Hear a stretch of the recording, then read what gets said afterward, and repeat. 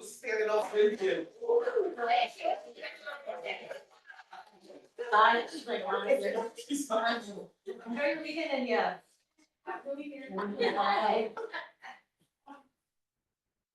Good afternoon, everyone.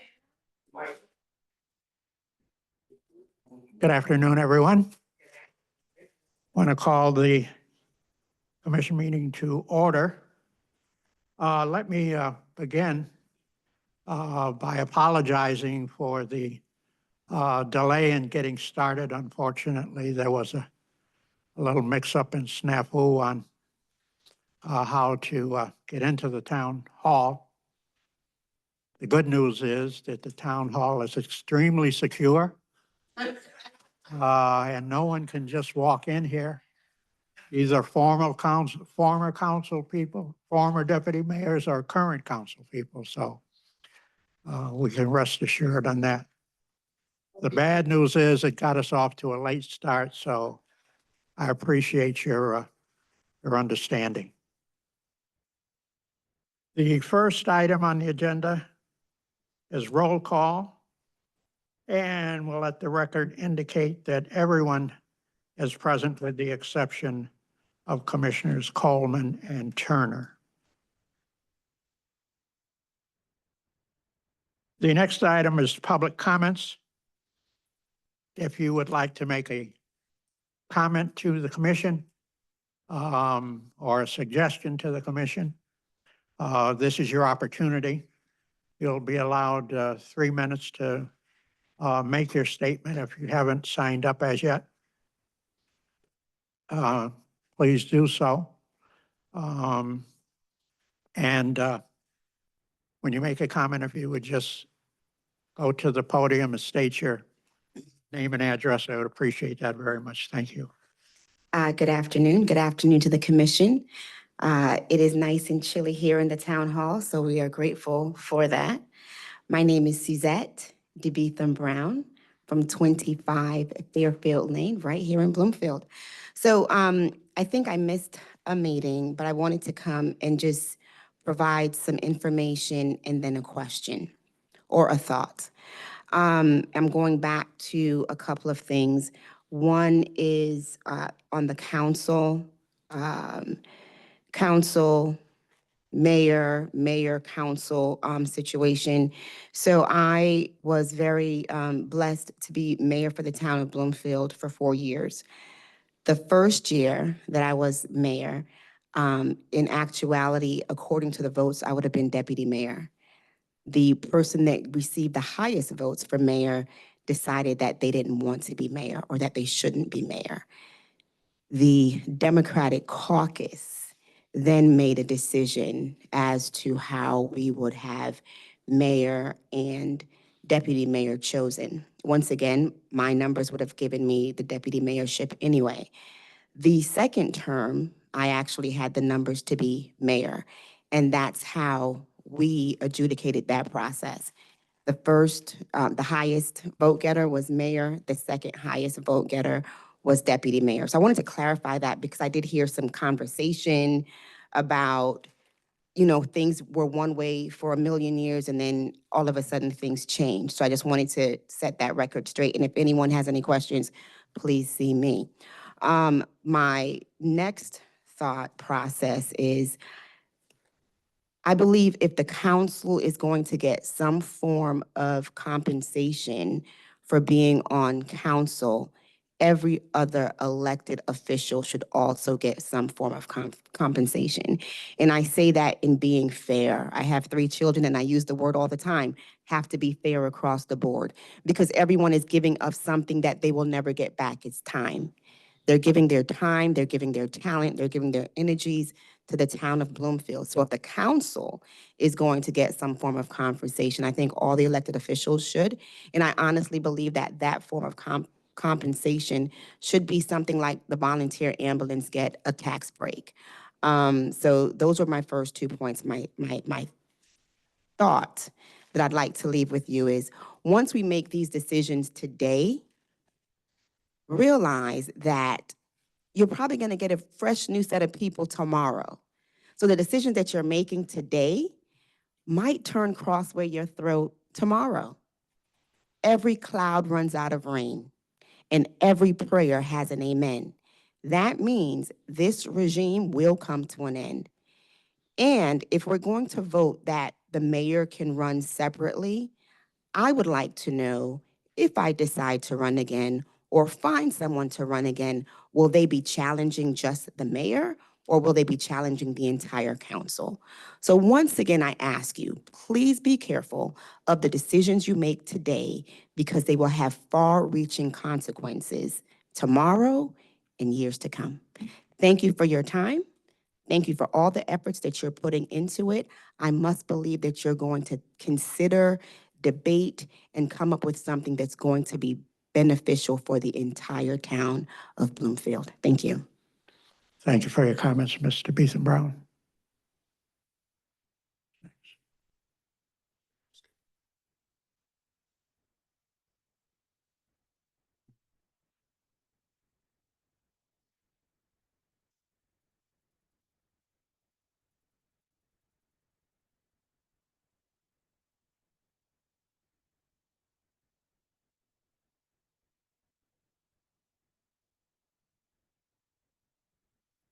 Joe Merritt, 31 Woods Road.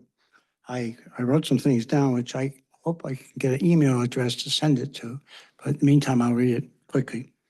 I agree with the change, a referendum of the budget. I agree with the change to reduce the number of signatures required to 1.5% of registered voters whenever there is a tax increase of more than 3%. I think referendums are expensive and we should be reasonably, but they should be reasonably available under those circumstances. I believe state law requires that no more than 2/3 of one party can be represented on a elected or appointed committee.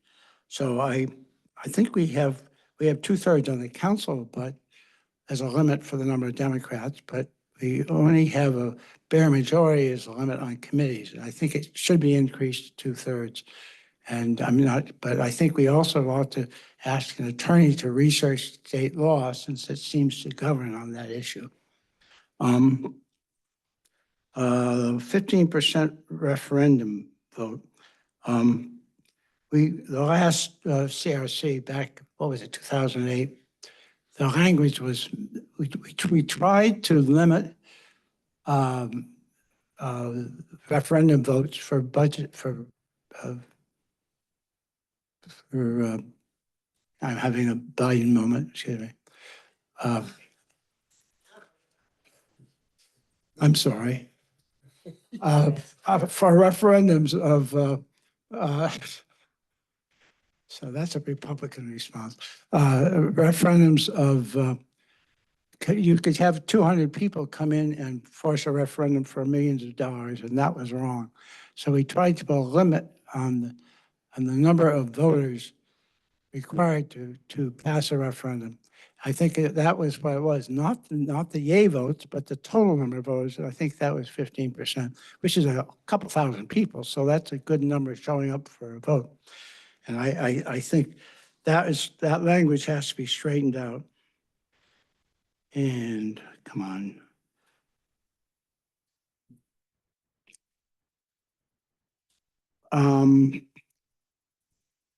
I don't think that we can deal with the residency requirement for town manager because I guess state law has frozen that. Although I was in favor when I was on the search committee for the current town manager.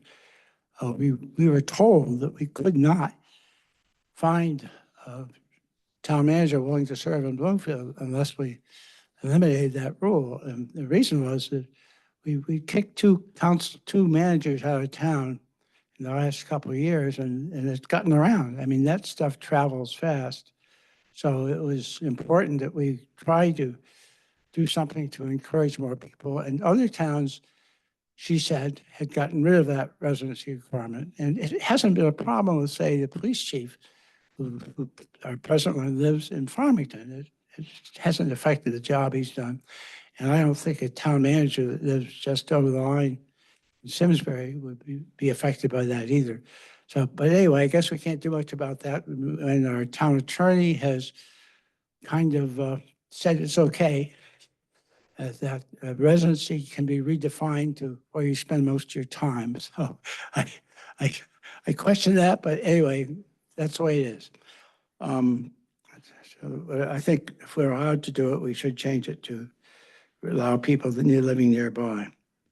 I don't, that's about all I think deserves to be changed. I think the rest of it, it ain't broke, don't fix it. And I really feel strongly about that. Certainly the library is functioning very well. I see absolutely no reason to deal with that. And we haven't had any problems because of the present arrangement where the town manager controls all the money going to, and the town council going to the library anyway. So if that isn't effective control, I don't know what is. And so the only thing is that the town hall participates in choosing a new librarian. HR does all the work. And so the fact that the library committee does the final decision, somebody has to, and nobody has complained about that today. So I don't think that's a problem. I don't think much of going to vote by districts would, even though some people say it will eliminate a minority representation, I don't think so because that's state law. And, and this going to districts would, I don't think it's necessary. We're a small town. And some of us live in one end of the town, but we worry about people in the other end of town. I know my wife and the present mayor grew up in Blue Hills, and that's caused me and her to be very concerned about Blue Hills issues, but totally opposite such town. And you see that a lot. I can remember Joe Suggs worrying about other parts of town where he lived in, and we all do. It's just part of the job. We aren't sectional, so I don't think that's necessary. And I feel that's the way about everything else on there, so I won't take your time up. I just don't think it's worth changing. Thank you. Thank you, sir, for your comments.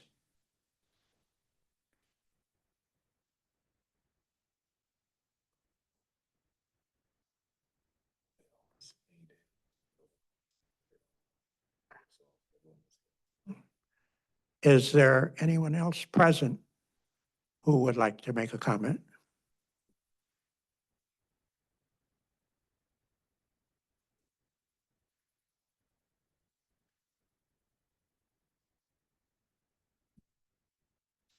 Thank you. Good afternoon, Commission. My name is Rickford Curtin, 7 Hickory Lane. I'm here today to emphasize the critical importance of maintaining an independent structure of our town library. As a cornerstone of open democracy, our library serves as a beacon of unbiased information, intellectual freedom, and community engagement.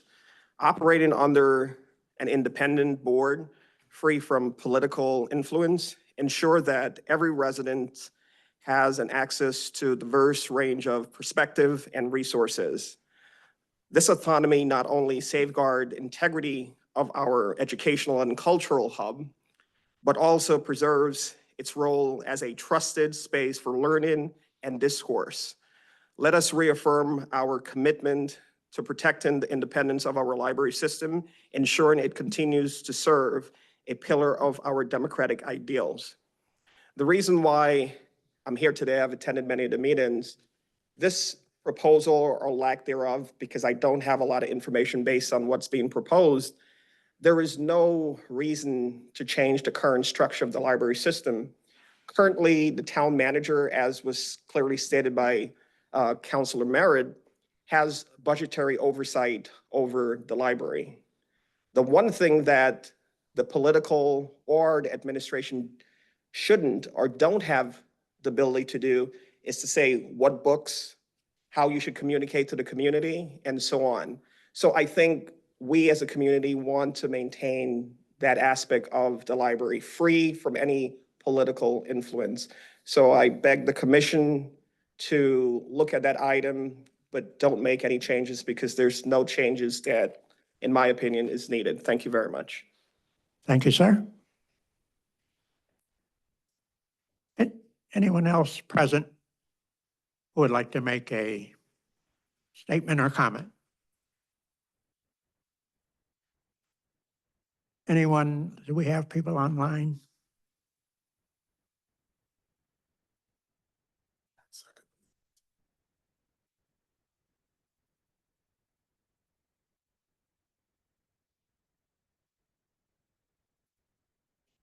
Yes, you got Elizabeth Lane, James Bifford, and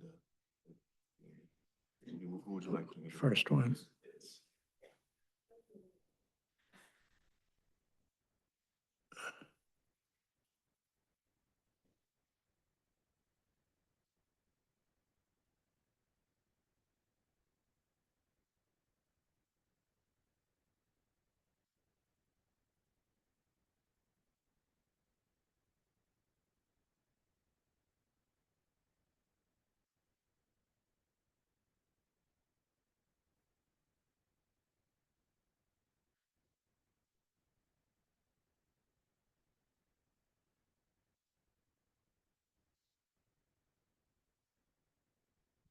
Ask Elizabeth, so, Elizabeth Lane to unmute herself, so see if she can hear you. Elizabeth Lane, can you hear us? If you can you unmute yourself?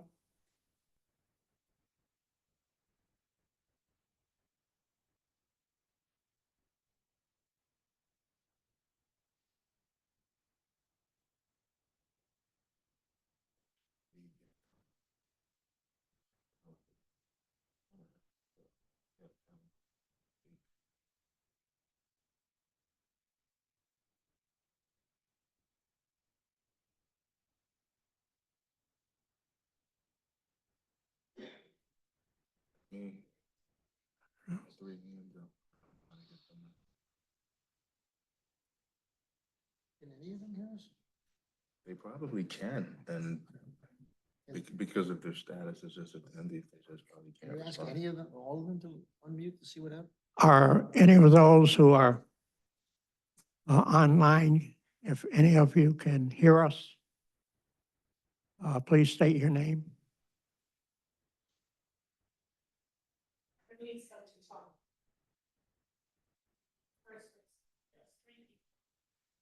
We can't get them. Oh, go ahead. Yeah. We don't go have the ahead. control, she does.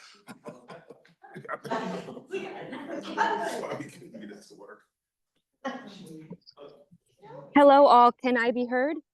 Yes. Yes, Good afternoon. My name is Elizabeth Lane. I live at 33 Burnwood Drive in Bloomfield. I currently serve as the library director of Bloomfield Public Library.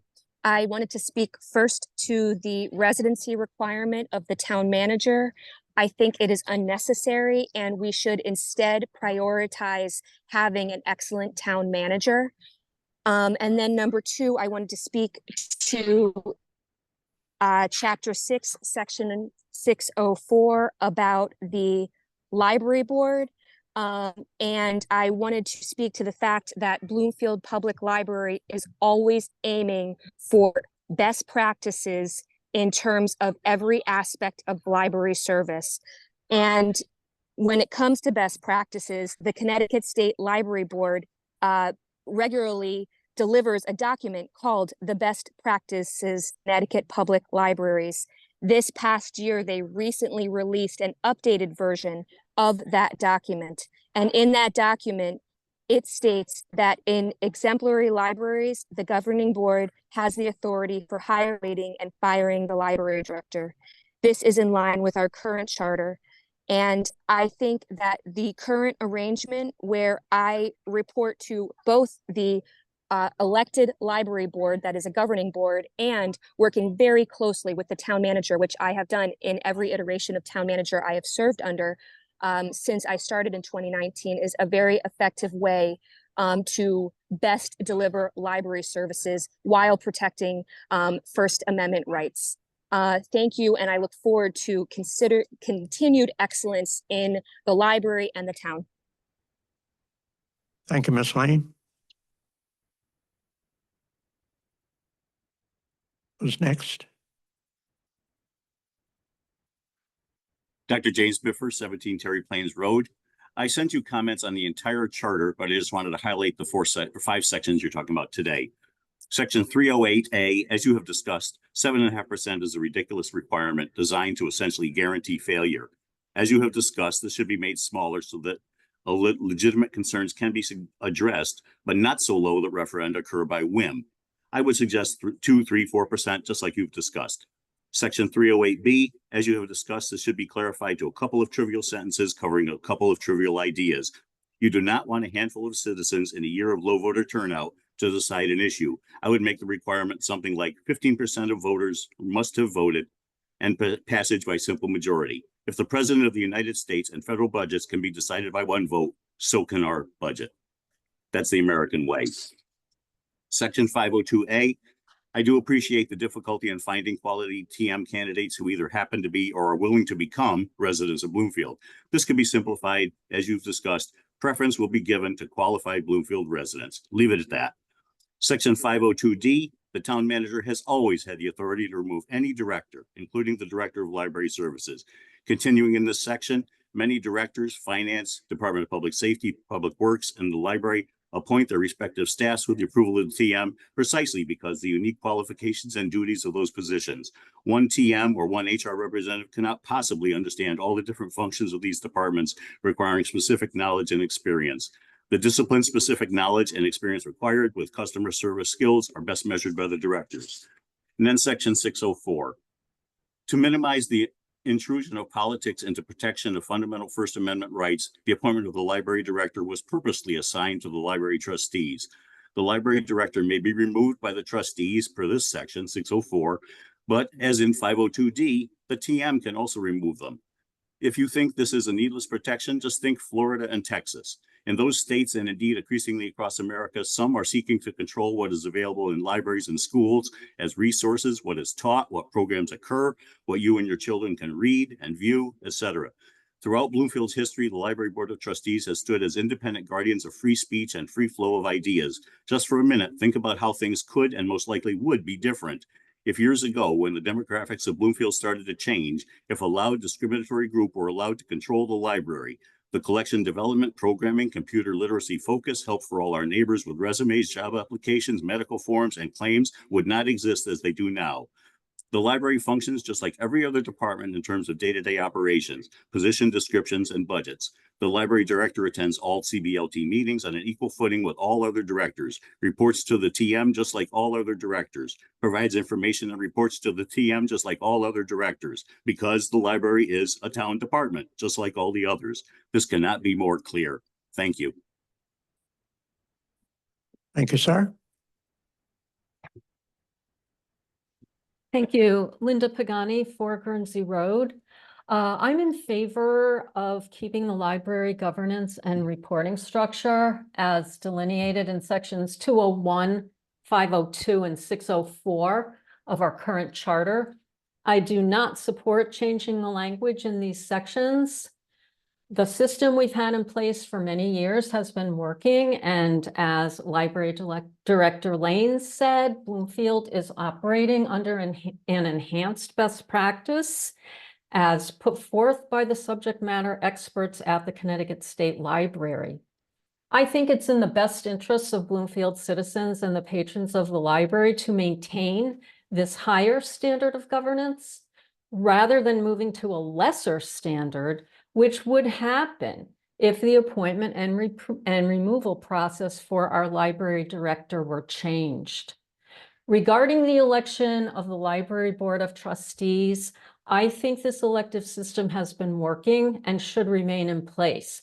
I want to be able to vote for the people who make policy for one of our indispensable community resources. I think the way these 3 sections are currently written reflect a system of library governance that's best for Bloomfield, and I urge you not to make any changes to them. Thank you. Thank you. I think those were the only 3 we had, yes. Okay. That's it. Okay, great. Last call for anyone in attendance to make a comment.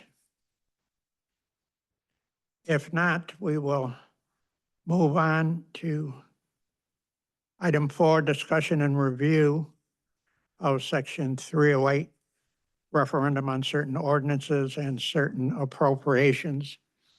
And I think we had discussed this item at our last meeting, but folks wanted a little further discussion regarding clarification of the 7.5% and the 15%, and whether in fact that 7.5% made the opportunity to have a referendum exceedingly difficult or impossible, and should we recommend some adjustment to that. There was discussion about reducing that to some range between 3 and 5%. Any commissioners have any comments or thoughts about whether that should be changed?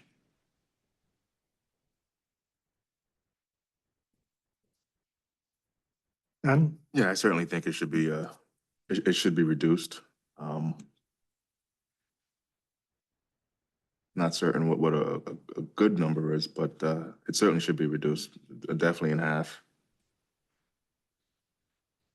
Well, for my part, I agree. I think that is too high. It does make it virtually impossible, but as others have commented on, it shouldn't be so low that a small group of people could basically overturn all of the work that the council has done to come up with and prepare a budget. I think at the last meeting, I suggested 4%, certainly amenable to anything in that area, but if others agree that that's reasonable, perhaps we'll use that as a number to consider as we go through the, okay. Is that okay, Commissioner Klein? Is that? Just for statistical purposes, it's helpful, with 17,125 electors, the threshold of 7.5% would require 1,284 certified signatures to force a referendum. If you went down to 2.5%, by example, that's only 428. If you went to 4%, it's 685, just as a point of reference. So I would think 1,284 is pretty high. That's almost a turnout in a primary. So it's asking a lot. And there may be a reason why, but some concession there, I would think around 4 or 5% would make sense. All right, so for the purposes of discussion and coming to a decision when we decide to vote on that, is there any objection to plugging in a 4% number for discussion? No objection here. Okay. All right.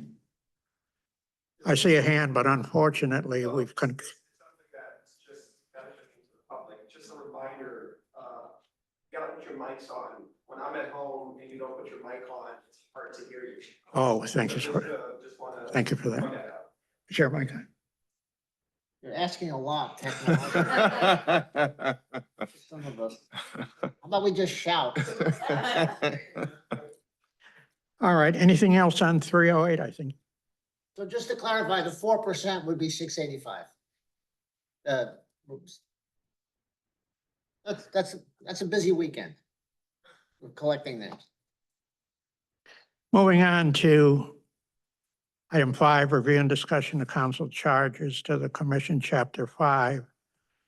Appointed offices, section 502, the town manager, 503, the town clerk, 504, the town treasurer.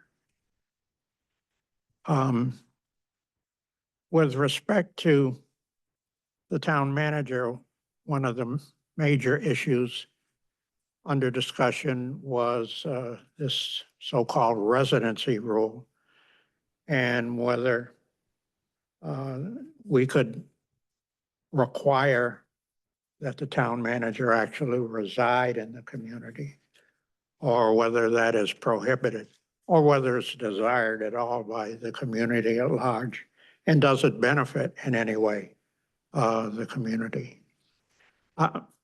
Two comments. One, I think from a practical standpoint, we wouldn't be permitted to exclude a town manager who did not reside in Bloomfield. I believe, while I don't have the legislation, I believe there is some legislation which prevents us from denying a town manager the position because they do not or would not live in Bloomfield.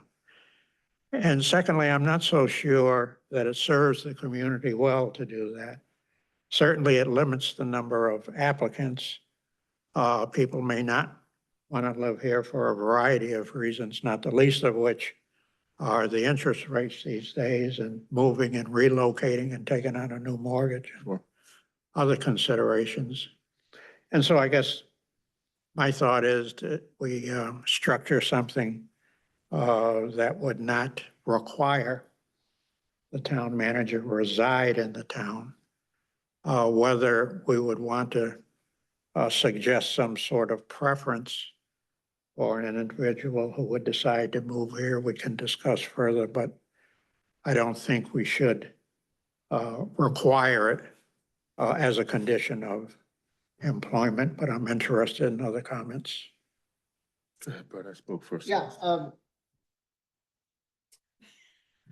Yeah, speak right. It's on. It's on. It's on. It's on. thanks, Rickford. Rickford and I agree on almost everything. It's nice to know. I have a concern about the language of preference. First of all, I think that for all sorts of legal reasons and state statutes and such, and the search, having a requirement makes no sense. But I'd be really reluctant to include vague language like preference. One, because it's not clear what it means. And second, I think it opens us up to all sorts of uncertainty in the hiring process. Someone who doesn't get a job might claim that that standard was used in a way to have biased against them. I would prefer, if we can't specify and don't want to specify as a requirement, we just leave it out completely. Yeah, Mr. Chair, yeah, I'm not quite certain where the value is in limiting the pool of applicants to just folks that are living in the town of Bloomfield. If someone can, identify what the actual value is, are you keeping dollars in the town, whatever the value, I don't see it. I don't think it should be a requirement. These are tough times to find talent and to further restrict ourselves. I don't see why we would want to do this. So I certainly agree with everything you both have already stated. I think we should remove it. All right, so there seems to be a consensus that there should not be any limitation or any requirement that the town manager reside in the town of Bloomfield in order to become employed as the town manager, and we'll structure some language which reflects that. With regards to the preference, as Commissioner Klein has already mentioned, the reasons why I think it should not be included in any language in the charter. However, at such time that the town is looking for a TM, they can certainly consider that as a selection committee, body, that may be a criteria that they may want to consider, not necessarily have to consider. That's right, I'm fine with that. All right, great. Town clerk, I really don't have any issue and have not heard that there was any issue or need for any change or modification of any town clerk duties or activities. I found none. Pardon? I said I found none. Commissioner Klein? They should have a set of keys, though. Please add it. All right, so for the purposes of moving this forward, we'll indicate that we don't see that there's a need to change that language. Town treasurer. Now, there has been discussion both in the public and among commission members about town treasurer. Principally, the discussion has been is there still a need to have an appointed town treasurer? Many communities are moving away from a town treasurer that is not, or whose functions are not performed by the finance or accounting department within the town. One concern that I have if we were to recommend retention of a town treasurer is that there would be some professional qualifications that the treasurer has to perform the function, such as issuing bonds, investing town assets, et cetera. I'm not sure that, given the sophistication of our finance department and accounting department these days, that we do need a town treasurer, and we may want to look at just eliminating that position completely and absorbing those duties into the town. Any thoughts? It's not clear to me what the division, it's not clear to me what the division of labor effectively is between those two positions, between treasurer and finance director. Can, I mean, technically, doesn't the treasurer, they're just signing checks or, yeah, just signing checks, right? I mean, is there any, is the, well, they're also charged with the responsibility for making investments in state and federal bonds too. is the, But I think operationally, I think most of that is actually done the finance director? by the finance Yeah, department. that may be the problem. Not sure that the treasurer is actively engaged in any sort of evaluation or selection of any bond counsel or setting up rates or anything like that at all. I think virtually all of that is done by the town staff. And because we have a treasurer and because the treasurer has to sign this document, his signature is required, his or her signature is required. One rule just to sign documents. That's my Oh. sense. We're paying what, do we know roughly what the salary range I is? don't know. I don't. Mhm. Yeah. There is a stipend. I Stipend. don't know what it is. It's about $12,000. Okay, so I guess my suggestion is that unless there's some compelling evidence to the contrary, that we suggest that we eliminate that position and incorporate the responsibilities and duties To the finance director. into our finance department. Now, if for whatever reason that's impractical or not plausible, I'm sure the town manager or others will let us know. But just to have the position to sign documents, but not really be engaged in the activities and the function of the department, I guess I don't see the need for that. Is it possible to hear from staff on this? Oh, yeah, I do want to To hear give from some staff. I just like to move us forward and say I mean, that we don't apparently there isn't a real need. for it. And we'll hear from staff, and if they can make a compelling argument why it's needed, perhaps we'll reconsider it. Fine. Good, Reducing government, like it. okay with that? Commissioner Fine? We've just reduced everybody's vote, every voter's tax has just gone down by 75 cents.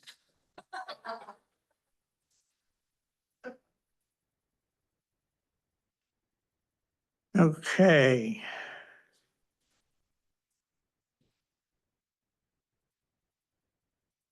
Wonder why isn't town attorney in here? I don't see. Yeah, that would help. All right, chapter 6. Administrative departments and officers, section 604. Department of Library Services. obviously, there's been a great deal of discussion and a great deal of interest on this issue. Currently, my understanding is that the Director of Library Services essentially reports to two people, reports to the town manager administratively in terms of setting up the budget and distributing funds and grants and so forth, and reports to the library trustees for the actual running of the library, providing library services. And as far as I can tell, this has gone on for many, many decades. It isn't something new. There has been some suggestion that perhaps this director should report solely directly to the town manager for simplification of the organization and or accountability if the manager is the one who is going to have to evaluate performance and award compensation, that the manager should have more direct control. Other arguments, many of which we have heard today and have received emails, is that the current system seems to be working and there is good cooperation between the trustees and the manager, and things are working well, and the library system is working well under the system. It is also my understanding that if it became necessary for whatever reason, either the library trustees or the town manager have the ability to terminate the director of libraries if that need were to occur. So that's kind of where we are. I don't know.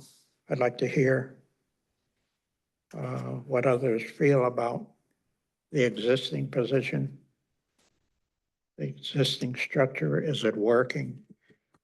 Is there any need to change it if changing it would in any way improve the services provided by the library or streamline the organization to cause any efficiency? I'd just like to hear some thoughts. Prior to being asked to serve on this commission, I didn't realize that was even a distinction as to where who the director of the library reported to. I assumed that he or she reported to the town manager, but then there is a board of trustees that I would think that individual might report to as well. I don't think most people in the town recognize that distinction. I hate to say if it's not broke, right? Don't fix it. So I don't know that I buy into that, but I don't know what the problem is. I can't recognize what is wrong that needs to be addressed. I am a little bit confused though, because if no one is in charge, then everyone is in charge and nothing gets done. And so this individual, and I'm asking through the chair to anyone that is, I know we have a trustee here, and I believe we have the director on the call. The current director, as the charter reads, reports directly to, it's hired by the Board of Trustees, right? The Library Board of Trustees. Their performance is evaluated by the trustees, can be terminated by the trustees. Compensation is determined by the trustees. No? Okay, so the town manager has a role in this. And so where does the town manager's role start and stop, and the trustees start and stop as it relates to compensation, termination, performance evaluation? Is it duplicative responsibilities because the town manager is obviously the CEO of the town, or Because apparently there has been no confusion in the past as a result of this. Is it just a role that the TM just decides to not enforce their role and allow the library trustees to just kind of manage that role, organizational role? Is there confusion in the fact that, okay, I guess my sense is, I'm not the expert, but my sense is that the town manager is involved with the director of library services on the administrative aspects of the library, the budget, the building, maintenance, and so forth. The trustees, on the other hand, have more influence and direction over the programmatic aspects of the library, book selection, programs that go on in the library. And it sounds like they have been able to work together over the years fairly well without crossing any lines. But that's sort of my understanding. Brad, any thoughts, any comments? Well, to me, first of all, I want to thank the folks who submitted various documents in terms of detailing this issue. They're very helpful, they're very clear, and putting in context with other towns, the experience has been really clarifying. So thanks for that, for everybody. To me, the issue is that the charter is hopelessly vague rather than we have a problem. And so if you think about it, this is the issue really is that in 604B, the director of library services may be removed. This is not a comment on present personnel at all. This is just a legal thing. The director of library services may be removed by resolution passed by a majority of the entire membership of the Board of Library Directors. That's one mechanism for getting rid of the existing library director. At the same time, according to the document, the town manager has statutory authority to dismiss the town manager. And the way it's written is completely hopeless because there's a missing noun here. On 703 removals, it basically says any appointed officer or employee or any appointed member of a board of commission,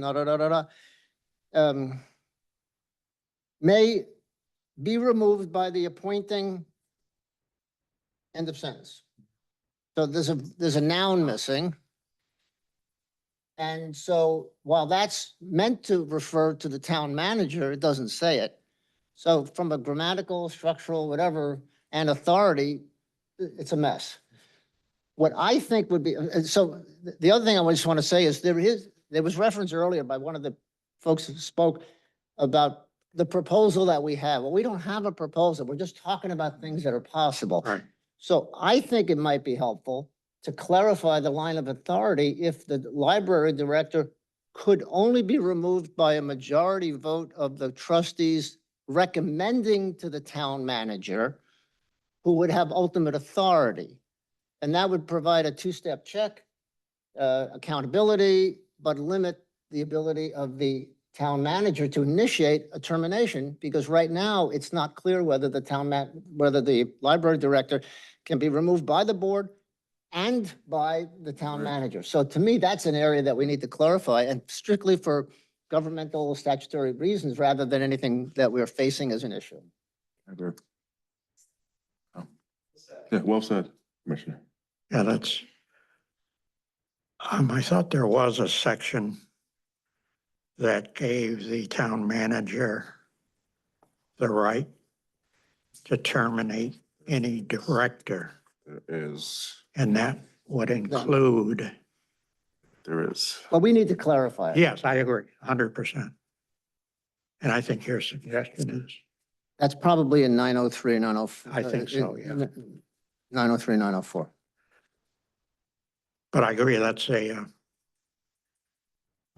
good suggestion that we should ask our council to see if language could be drafted to that effect. Yes, You agree? yes, I do. Anything else regarding the library services?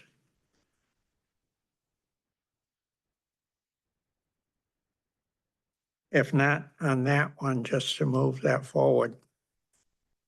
At our next meeting, our new attorney, we have a new attorney, by That's the right. way. That's for, right. Right. The commission, same firm, but a new attorney. We would ask them to draft language along the lines suggested by Mr. Klein to see if that would clarify and simplify this process so that it made more sense. I agree. Okay.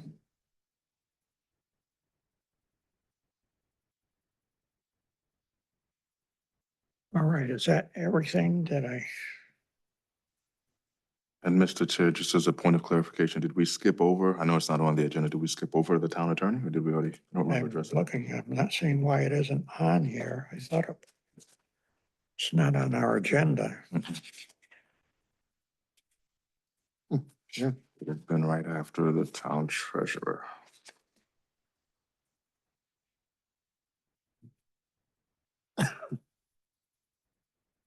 I don't know why it isn't on here.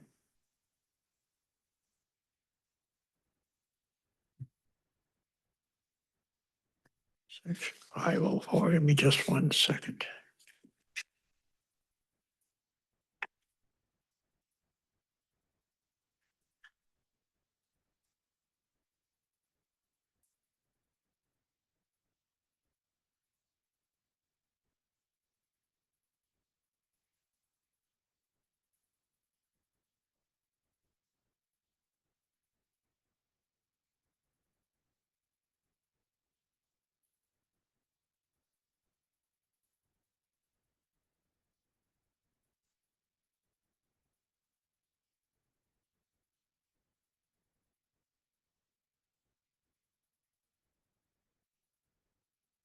Yeah, it is not listed, but I do think we should address that. We should certainly at least address the issue of timing of the new town attorney after the election of the new town council. I think we had some discussion of that at our last meeting, and under the current language, the town treasurer, excuse me, the town attorney is to be appointed either at the same meeting or one meeting after the new town council is sworn in, which leaves virtually no time for any due process to select town attorney. And so we may want to consider some language that would require a period of time after the new town council is elected for the council to engage in the process of hiring a new town attorney. My thought would be that within some period of time, whatever seems reasonable, 30 days. I mean, isn't the process a typical or standard RFP process? I'm sure what it should be. I think it should be. The question is how long before, I mean, how right, long after the new council is sworn in, should they begin that process to select a new town attorney? And I would say maybe 60 days after they're sworn into office, they should. to start the process start the or process. conclude the, to start the process. Well, I don't know whether I'd want to put a deadline on whether they have to conclude the process by a deadline, but Does it, is it required that each new town council find a new attorney? Yes. well, I think it says You that do they that. have to appoint. Let's see here. Not necessarily a new one, but appoint one. Is that Right. right? Okay. Or reappoint. Right. Right, okay.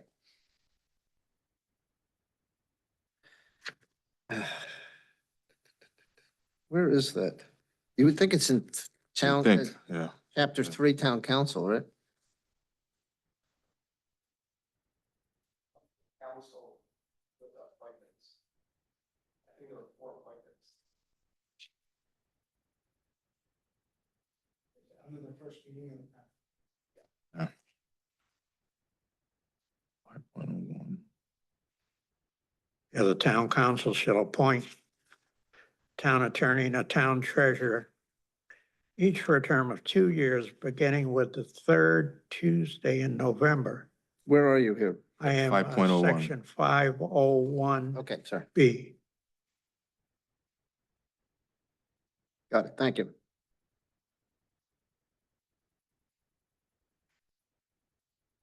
Again, so my suggestion would be that language be developed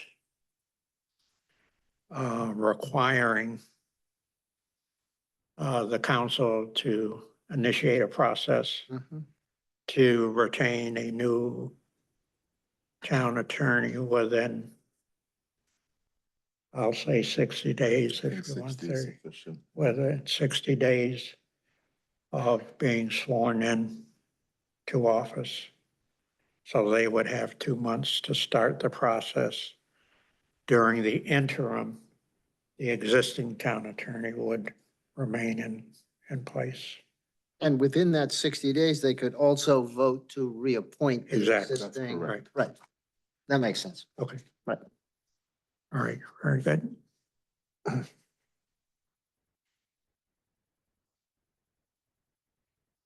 Okay. All right, did we cover everything? I think we did. Yes. Commissioner Klein, anything? That's fine. Okay.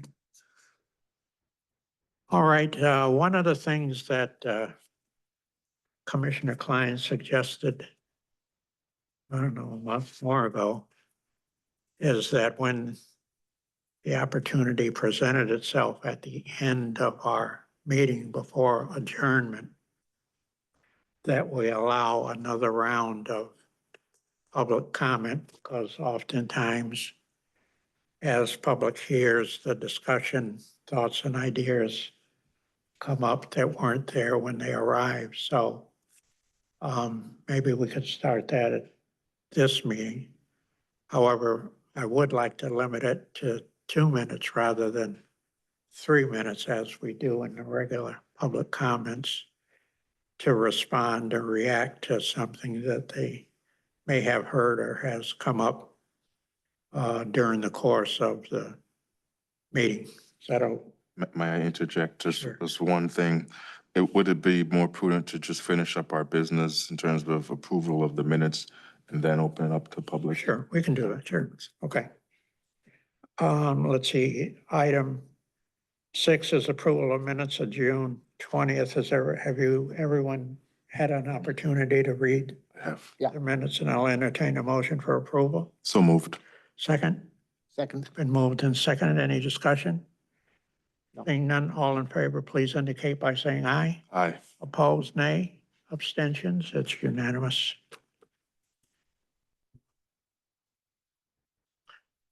All right, I will now provide an opportunity for public comments limited to 2 minutes, please. And again, if you would state your name and address for the record. Joe Merritt, 31 Woods Road. I'm very happy that you lowered the percent requirement for signatures to get a referendum on the budget. I would urge you to limit that by having something like a 2 or 3%. I prefer 3%. Requirement, and if only have that only illegal if there's an increase in the budget by the town council of more than 3%. Otherwise, we'll have one every year. Making it easy is good, but if there's no reason to have, if you don't have a big increase, why should we have a referendum? And I think that would protect the council efforts if they come up with lean budget. And I don't think it should go to referendum. And we wouldn't have to pay for a referendum every year that way. I would urge you to put some kind of a limit on the tax increase. Otherwise, we'll have more referendums than we need to have. What reason would there be to have one if you don't have a big tax increase? So, thank you. Maybe it's not big enough. Thank you. Everybody says that, well, that could be the reason. It never is. I think he means a threshold, baseline. Yeah. Baseline. Yeah. Thank you. Rickford Curtin, 7 Hickory Lane. Really good conversation here today. I just want to say this commission is, in my opinion, a model of how discussion should take place and engagement with the public. So I'm not going to have that part of my 2 minutes, but I want to touch on some areas. The conversation around the residency for the town manager. I do agree with the concept of open it up, not just for folks that live in here in the town of Bloomfield, but I think there's a major distinction that we really need to zone in on. Let's say that someone applied for the job that lives in New Haven. You got to be very careful with the language because that person could say, hey, I can work out in New Haven. We live in an environment where everyone works remote now and so on. So it really needs to be buttoned up as far as what it means when it comes to residency. So I do support that.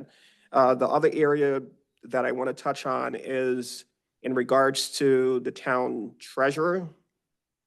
That position has no value. It's something that the councils that I've been on have talked about. It's a patronage position by any political party to appoint someone, but the finance staff is the ones that do all the work. So there's no value. So I agree with the commission in regards to doing away with that. And the last thing I would like to say is in regards to, I think Mr. Klein said it perfectly, they should be a recommendation from the library board of trustees in regards to any issue with the director as far as letting go of the director. And the reason why I say that, not that it could happen, but who reports to the council? The town manager. So let's just say if you have a council that has a motivation in saying, I want to get rid of that director, then in a sense, that direction can be given to a town manager to say, hey, we want to get rid of this. So I think what Mr. Klein said is a perfect situation to have that where the board of directors, and over my 17 years in this town, that board of directors usually function non-political, even though they're political. So I think that system works. So just be careful with that. But everything else, discussion, really good discussions, and wish you guys luck. Thanks. Thank you, sir.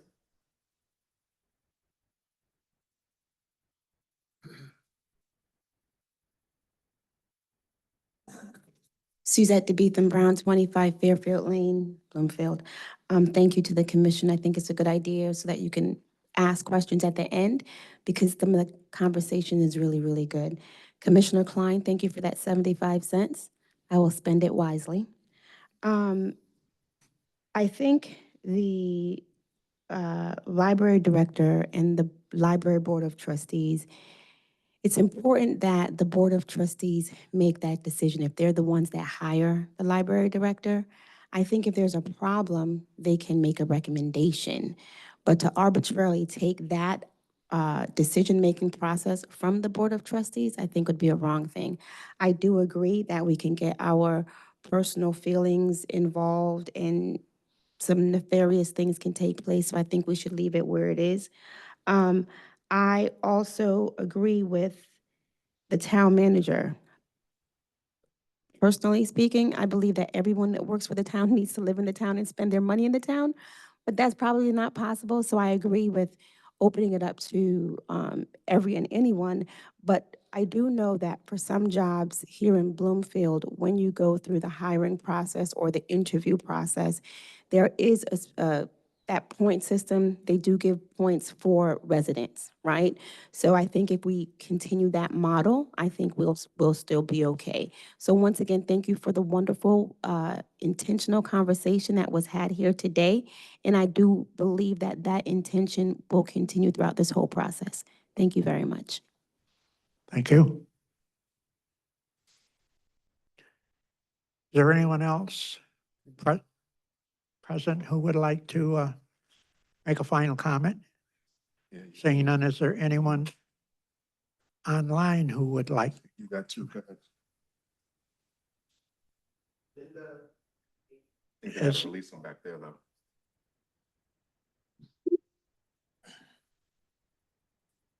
Hello? Okay, thank you. Thanks for the opportunity to speak for a moment. There are a couple of things I just wanted to mention factually. First of all, when, Excuse me, would you just please state your name and address for the oh, record I'm for us? sorry, I must not have been on yet. It's Ava Biffer, 17 Terry Plains Road. And I'm speaking as the chair of the Library Board of Trustees in this particular circumstance.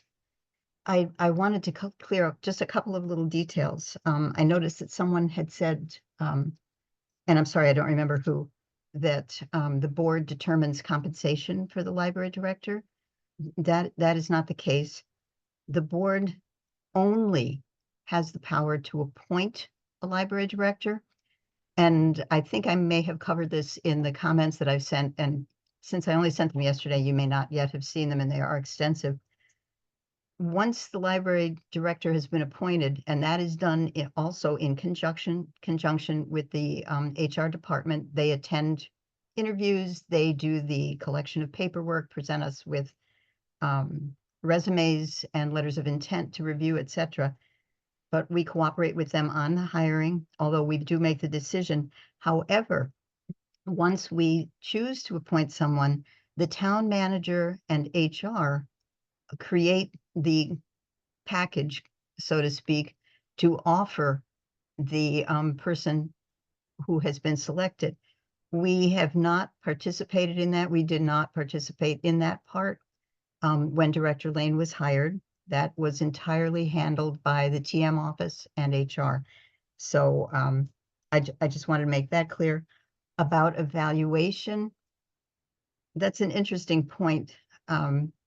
To put this as delicately as possible, we have, for several reasons, taken on the task of evaluating the library director. In the past, it appears that no town director was evaluated annually by town managers. And we felt that since we could be called upon in certain circumstances, hopefully not, to dismiss a director, we would absolutely have to have factual grounds for doing so. And if we had not evaluated, that would be a problem.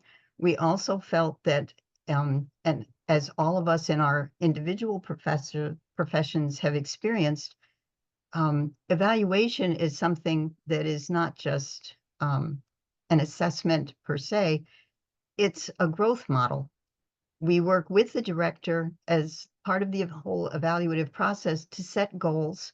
And then as we evaluate, we measure both factually and in terms of community response, whether those goals have met, whether progress has been made. So the evaluation is sort of inextricably related to our role in the director's hiring or firing, as well as in ensuring that the library moves forward.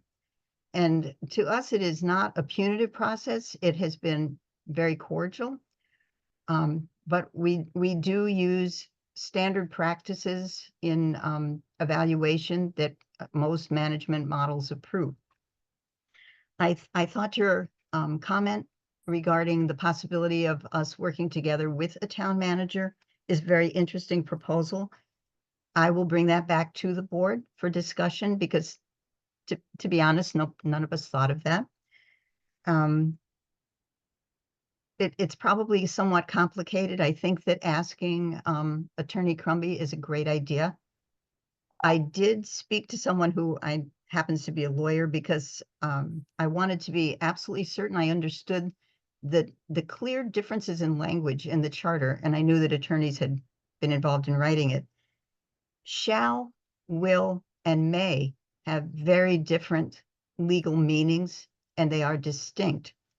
So having that more clearly defined would be extremely helpful in the discussion. It's hard to have a discussion if you're not entirely certain what exactly you're discussing. And that would require the services of the town attorney, because I would never want to make a decision without full information. It would be a dereliction of duty.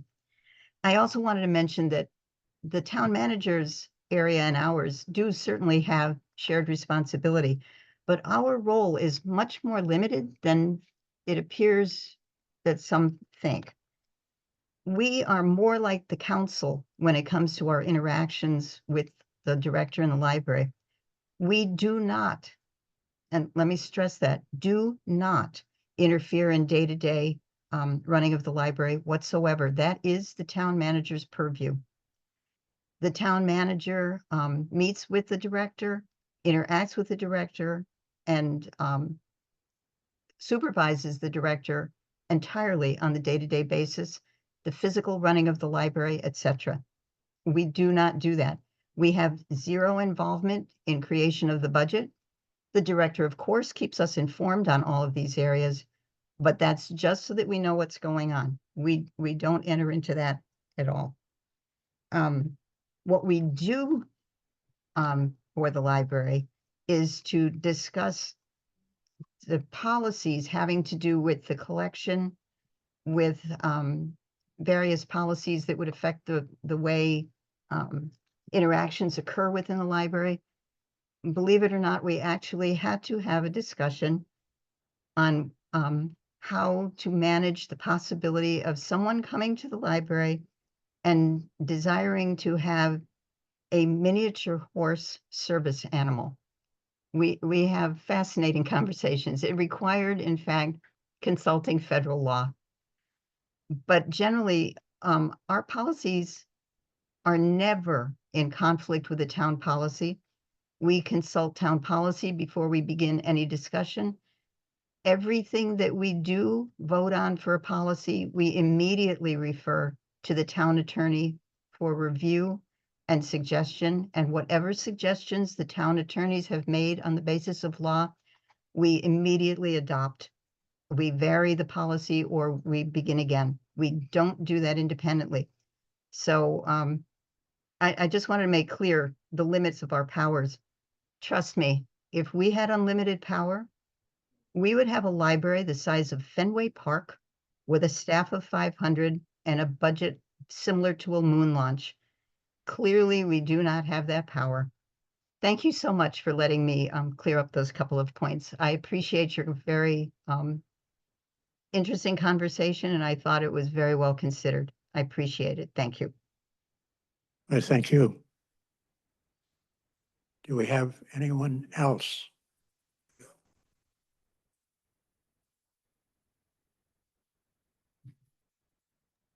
Thank you, Linda Pagani, 4 Guernsey Road. Yes, I just want to thank you. I was remiss in not thanking you earlier. Thank you for your volunteer efforts over these summer months in serving on this commission.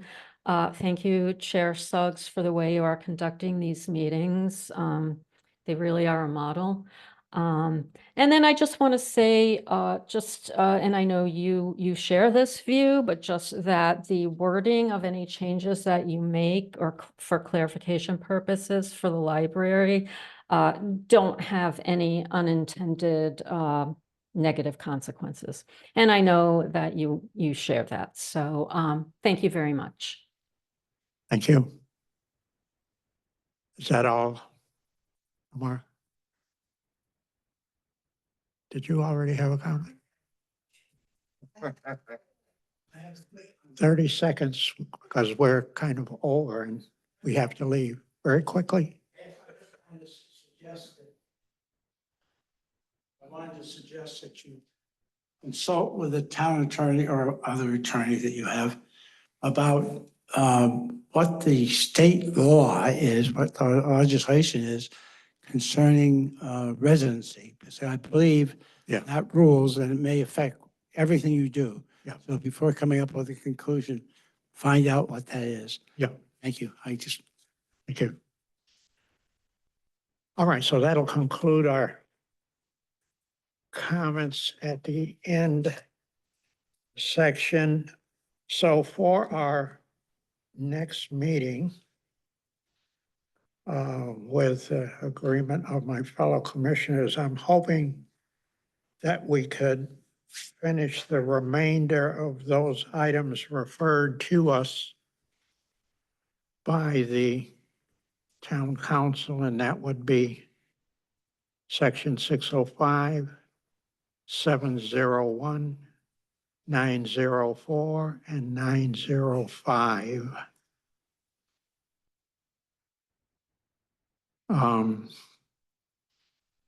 Hey, I don't think they will take as long as some of these others have taken, and if we can complete those at our next meeting, the following meeting, which is tentatively scheduled for the 31st, we can actually begin going through and voting on recommendations for changes or modifications to the charter. Just so it's clear, we haven't made any decisions yet. Correct. So this is just discussion, noodling it back and forth. We're going to revisit as we decide. So. Yeah, I'm glad you brought that up because, as I mentioned, a couple of comments, both in the written material and otherwise, indicated that we had somehow come to some conclusion on some items, and we have not. We are still listening to public input. We are still listening to town staff and administrators, and we won't begin that process until hopefully the end of the month, the 1st of August. So, okay, with that, if there is nothing else that we need to discuss, I'll entertain a motion to adjourn. So moved. Second. Motion moved and seconded. Any discussion? All in favor indicate by saying aye. Aye. We are adjourned. Mr. Chair, this is yours for. What time is the next meeting? We'll find out, hang on. If it's on a, Seven, it's next Thursday, I think, and it's 7? No, yeah, we have a meeting next Thursday. we're tentatively, okay. On my calendar, is it We that are- not true?